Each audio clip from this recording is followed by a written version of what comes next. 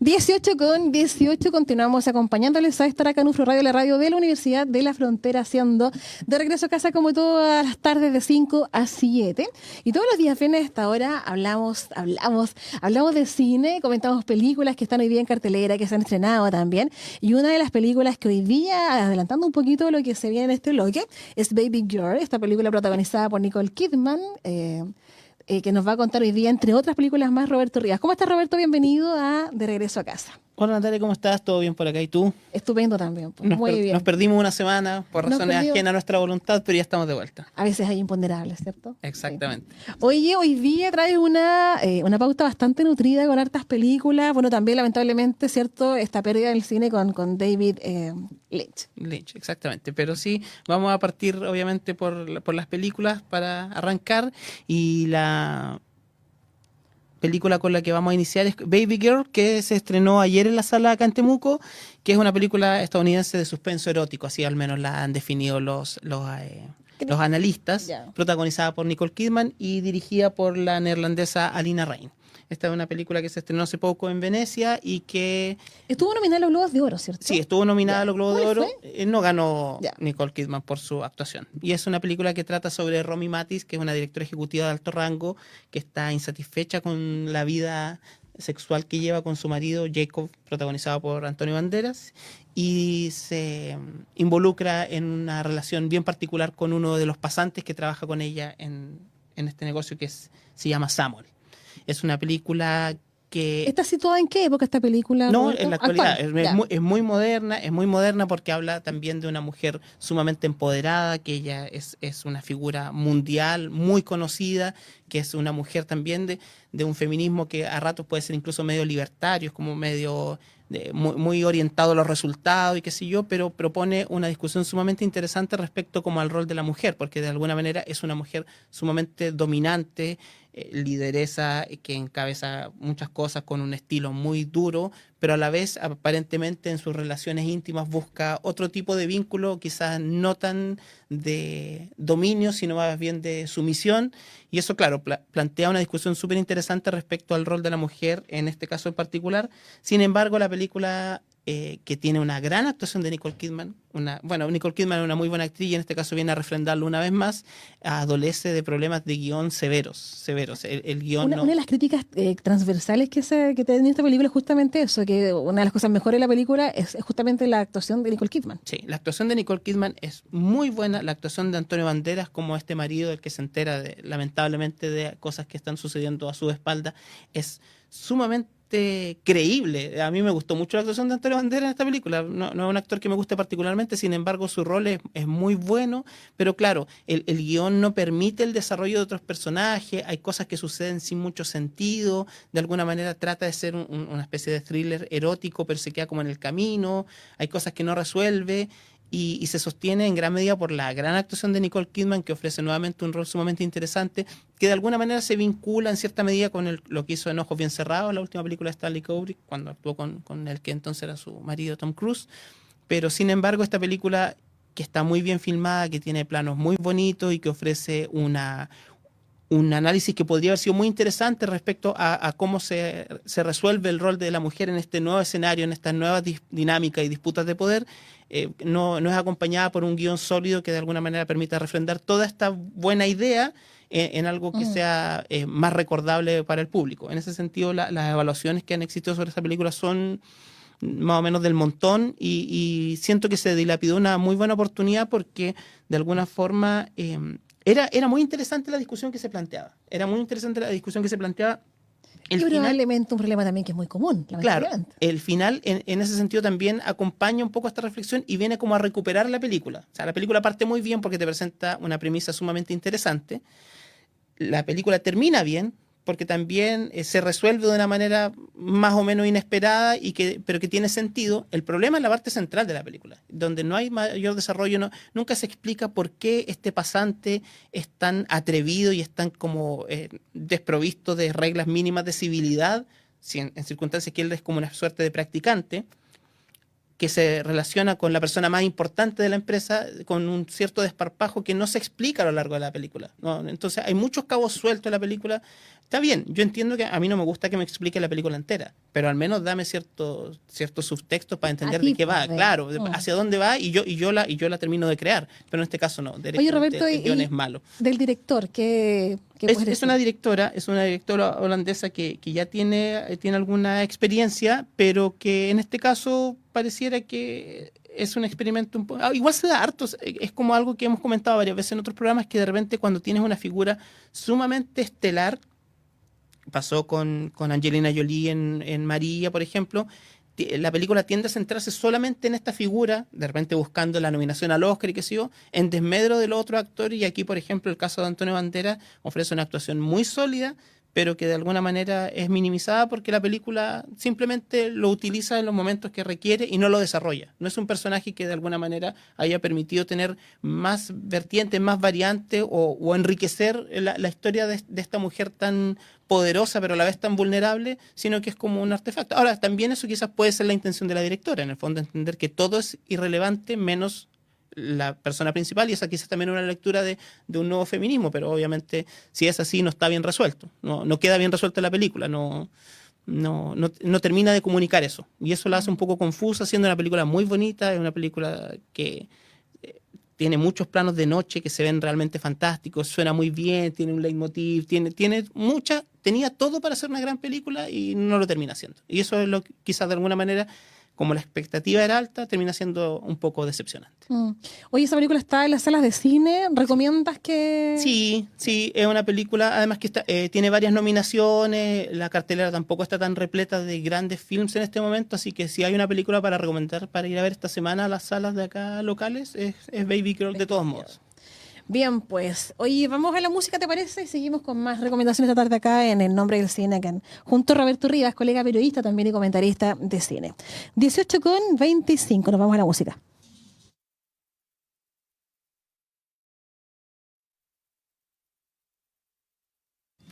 (18:34) avanza la tarde, continuamos acompañándole en esta jornada de día viernes 17 de enero acá en UFRO Radio de regreso a casa. Les recuerdo nuestro WhatsApp más 569-7141-5007. Hoy seguimos conociendo más películas hoy día junto a Roberto Riva, nuestro columnista de En el Nombre del Cine, y una de las películas que también trajo hoy día para compartir con ustedes es Paddington en Perú. Sí, exactamente. Nuevamente me tocó ir con mi compañera en el crimen, mi hija Catalina, así que esta vez fuimos a ver... Démosle saludo a la Cata, pues. Sí, saludo como siempre.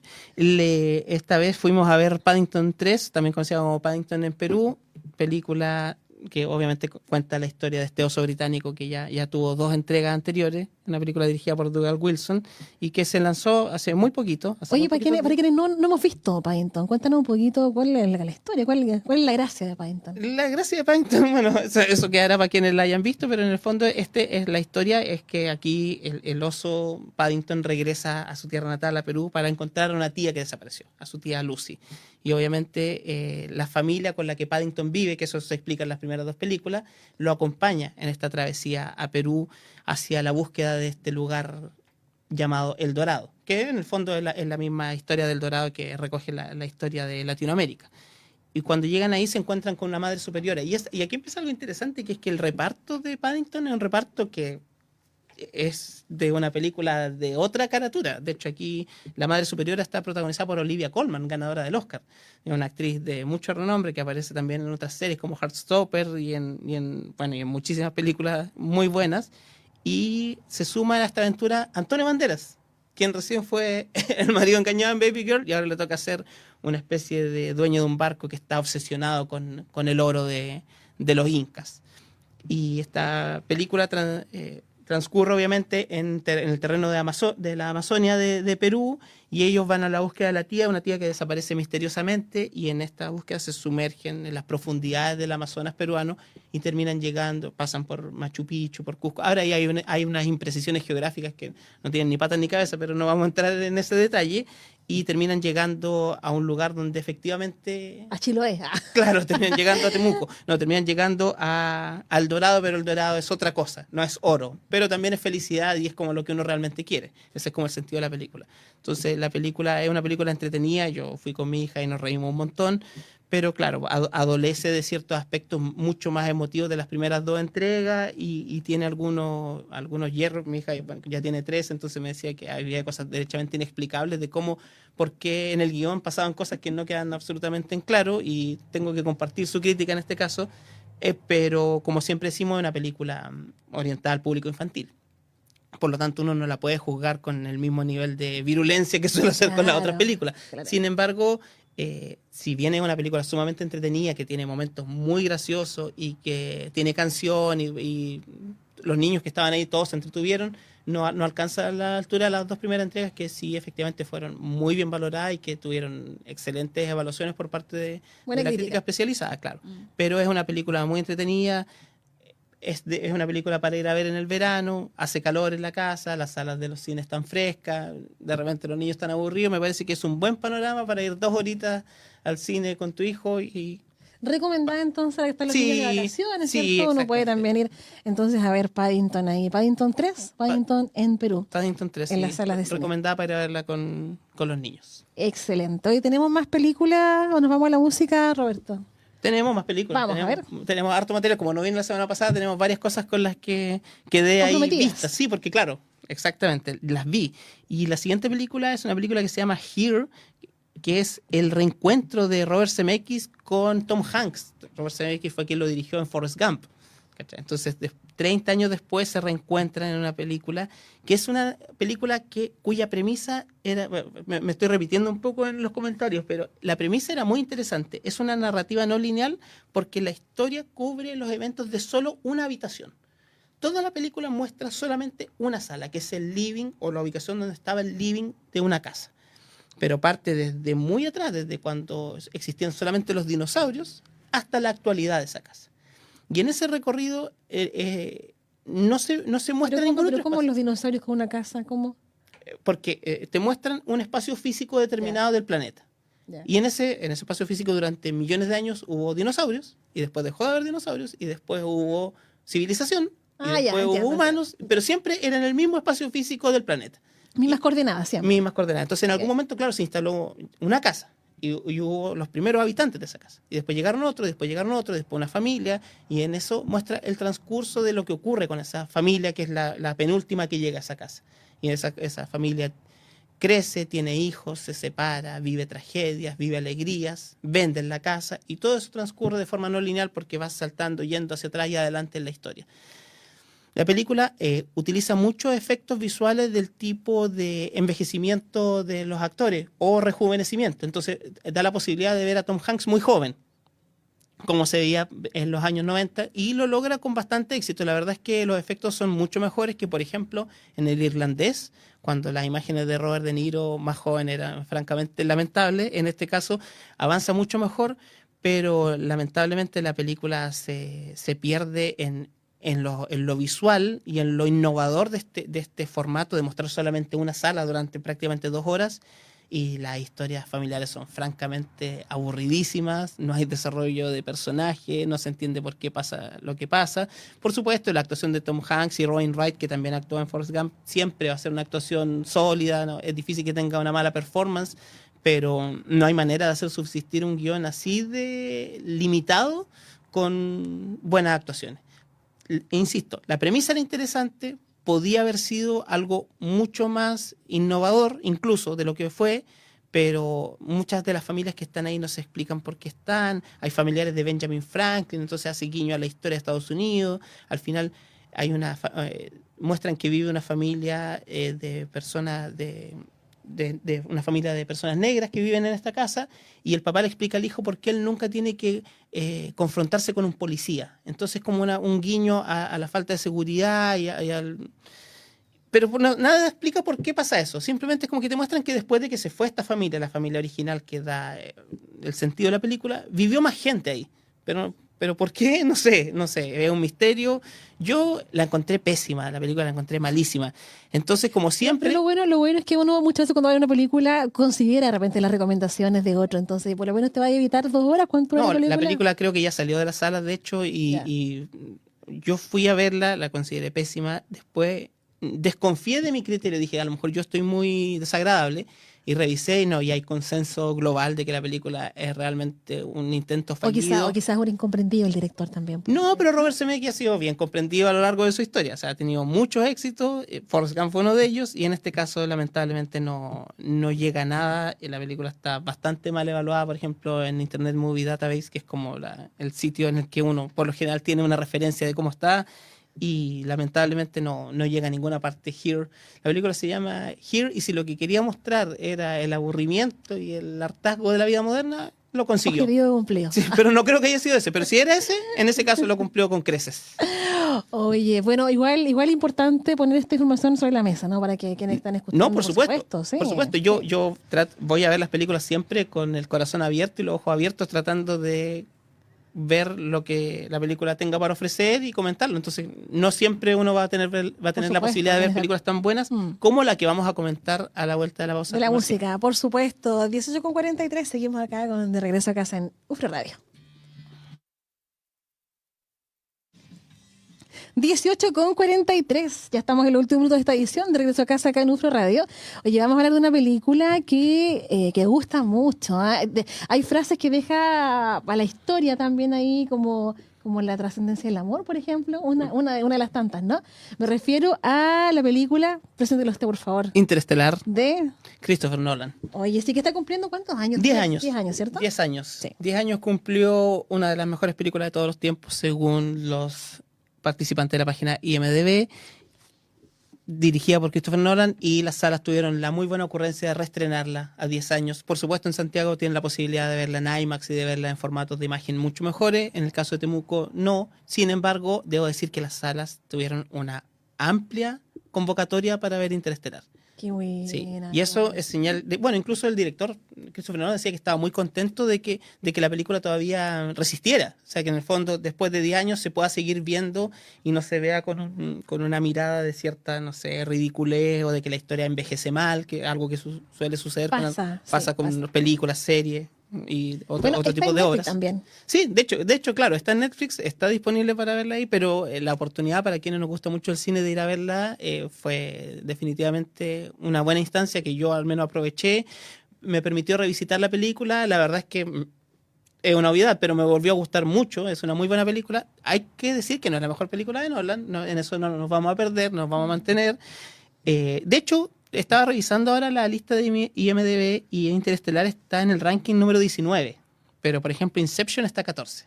Ya. Así que hay competencia para Interestelar. Dentro de la filmografía, claro. Pero es una película muy buena, es una película muy emotiva. La verdad es que resiste muy bien el paso del tiempo. Mi papá me decía que quizá había mucho espacio, porque él también la volvió a ver. Me decía que hay espacio para Interestelar 2. Que en el fondo es como contamos ahora la historia de cómo Matthew McConaughey va a buscar a Anne Hathaway. Sí, que quedó allá. Está levantando un campamento. Claro. El final me sigue pareciendo un poquito cursi. Ahora que lo volví a revisitar en la pantalla grande, qué sé yo, todo este rollo del amor y qué sé yo, está bien, es bonito y qué sé yo, pero... Es lo que mueve el mundo, Roberto. Claro, entérate. Soy un poco descreído, no sé, la vida me ha tratado mal, no sé, no tengo idea. Como sea, me parece que el final es un poquito... hiper romántico, está bien, pero una película que audiovisualmente tiene una destreza extraordinaria. Está filmada con muchísimo tino, con muchísima pericia por parte de Christopher Nolan. Suena espectacular. Es que eso es lo otro, pues, la posibilidad de ver una película que suena así de bien en el cine, con las comodidades y con todo lo que te otorga la posibilidad de verla en una sala, que está acondicionada especialmente para ese fin, lo vuelve una experiencia realmente recomendable. Sigue en cartelera, la verdad es que les fue mucho mejor, muchísimo mejor creo que la película que ha tenido más asistente a la sala de las que he ido a ver este 2025. Sí, creo que quizás con Nosferatu y Interestelar han tenido una asistencia maciza de público. De público a la sala, y yo creo que por eso también se queda otros días más, a diferencia de la película anterior, que en una semana se fue sin pena ni gloria. Esta no, esta permanece y abre una discusión súper interesante respecto a los reestrenos. De alguna manera, esto da a entender que las buenas películas la gente sí las va a ver al cine. ¿Cachai? Que de repente se ha planteado un poco esta discusión que el advenimiento de plataformas como Netflix, como Max, como Disney, claro, desplaza y le quita espacio al cine. No, la gente cuando se le ofrece un producto de calidad con las condiciones propias de la sala, la gente las elige. Prefiere ir al cine, ¿cierto? Sí, porque además es una experiencia que te desconecta. De repente ver la película en la casa igual te lleva un poco al teléfono, te lleva a ponerle pausa, a atender otras preocupaciones, a atender otras prioridades, mientras que en el cine uno está como consagrado. Es de pésimo gusto revisar el teléfono. Entonces también vas a ver una película, te permite te dispones a ver la película. tal cual, te permite un momento de descanso, de desconexión real y de conectarte con todo lo que implica una película, que de repente es una experiencia audiovisual total, ¿cachai? O sea, porque hay un argumento, pero también hay un sonido, hay todo, es una multicomunicación, y eso también creo que es una buena lectura para entender por qué también las salas están reestrenando tantas películas buenas, porque en el fondo la gente, el público responde a eso. Sí. Aquí estamos con cosas, también hay una lectura económica detrás de eso, pero para los que nos gusta el cine y tenemos la posibilidad de asistir a ver estas películas, nuevamente, por ejemplo, yo Interestelar no la había visto en el cine.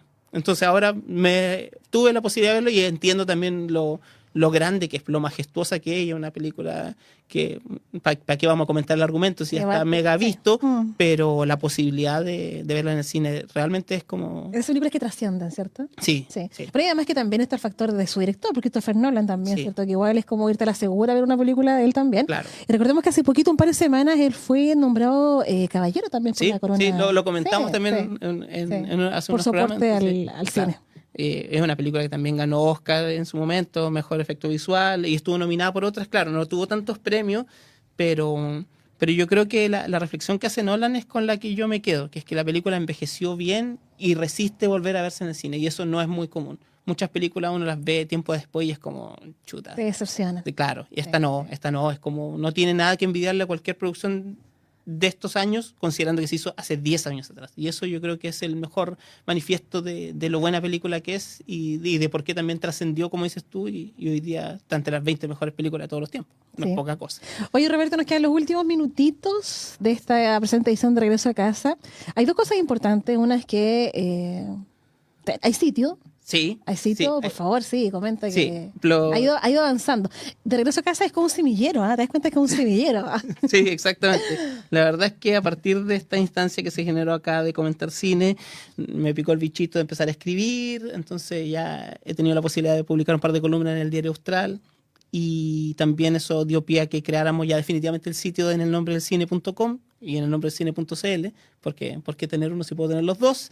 Que es un sitio que funciona como una especie de repositorio donde tengo todos los programas que hemos hecho, están todos disponibles para escucharlos vía Spotify, vía YouTube, vía Apple Podcast o la aplicación que tú elijas, y también están todas las columnas que he escrito, los videos que he hecho, por ejemplo hice un reel con las mejores películas que he visto en diciembre, diferentes alternativas de comunicación para poder difundir las cosas que hacemos en este programa, y además voy a sumar algunos invitados que van a escribir columnas sobre series, ya que yo no veo series y gente sí las ve, o gente que va a ver miniseries, que va a comentar otras películas que yo no veo, entonces también se va a generar una comunidad de divulgadores de cine y de contenido audiovisual. Entonces sí, es un espacio bonito que creé ahora, lo hice yo, no soy un especialista en los sitios web, pero quedó bastante digno, por eso ya me atreví a publicarlo. Lo repito por si acaso, en elnombredelcine.com, y ya está operativo, 100% operativo. Lo pueden entonces visitar. Sí. Oye, un minutito. Y tenemos un minutito para recordar el sensible fallecimiento de David Lynch, un director fundamental, un director innovador, un director rupturista que marcó una época y que también, si bien nunca fue particularmente de mi agrado, es imposible no reconocerle la influencia y la calidad audiovisual de sus películas, y también el legado que deja con películas como Terciopelo Azul o como Mulholland Drive, y también en la serie. Yo hoy día pensaba en que Twin Peaks la daban en el 13 cuando recién volvía a la televisión nacional, bueno, la daban en el 13, pero la televisión chilena volvía después de la dictadura, y se había conectado con contenidos que eran como poco convencional y que eran bastante rupturistas para la época. O sea, por ejemplo, Canal 13 daba Los Simpsons y también daba Twin Peaks, que la traducía como Picos Gemelos, lo que generaba una serie de humor infantil en el colegio en aquellos años. Y era una serie sumamente innovadora, o sea, en el fondo algo que se entregaba por capítulos, con toda la historia, con todos los personajes que después marcaron una época. Y probablemente David Lynch fue de los primeros que logró entender que se podía hacer contenido para la televisión sin dejar de lado ni perder la calidad de la entrega en el cine. En el cine, claro. Y él fue un artista de múltiples... Y fue actor también, ¿ah? Sí, actor, guionista. Tú me comentabas que tenía una experiencia musical también. Productor de música electrónica también. No tenía parte de sus etiquetas igual. Claro, hay películas muy extrañas de él como Eraserhead, qué sé yo. Por lo tanto, tiene un contexto bien especial. Sin embargo, no dejamos de lamentar la muerte de un director fundamental para la historia del cine en el mundo. Así es. Oye, ya nos está alcanzando el tiempo, tenemos que ir despidiéndonos rápidamente, Roberto. Como siempre, un placer tenerte acá en la radio todos los viernes con el nombre del Muchas cielo. gracias a ustedes, espero no volver a ausentarme otro viernes. Muy bien, pues te vamos a poner la palabra. Nos comenzamos a despedir, ya que tengan un excelente fin de semana. Descansen en la medida de lo posible, por supuesto. Pásenlo bien también. Nos escuchamos el próximo lunes a partir de las 17 horas. Que estén bien. Chao, chao.